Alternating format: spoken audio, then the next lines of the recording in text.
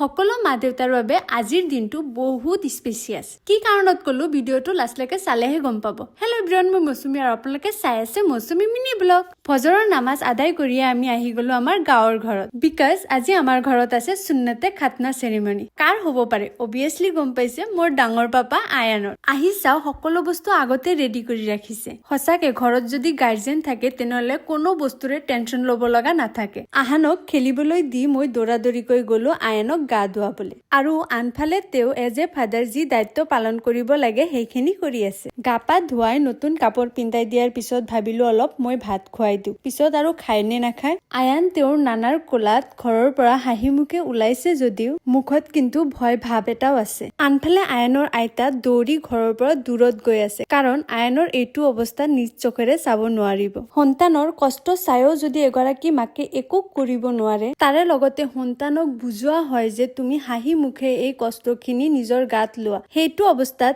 As a mother কেনেকুৱা feel হ'ব পাৰে কেতিয়াবা ভাবি চাইছেনে? আয়ানৰ এইটো অৱস্থা চাই আমাৰ যেনেকে দুখ লাগি আছে, আহান সৰু হলেও কিন্তু আহানৰো দুখ লাগি আছে। মুখমণ্ডলটো চাই পিনে গম পায়। বাট যিয়ে নহওক, এইটো এটা happy moments for a parents. Finally ভালে ভালে কামটো কমপ্লিট হোৱাৰ পিছত সকলোকে ইয়াত খাবলৈ দিলো আৰু মই বহি গলো আয়ানৰ লগত আয়ানক কাম কৰিবলৈ। আল্লাহৰ ওচৰত দোৱা কৰিব যাতে আয়ান সোনকালে ভাল পায়।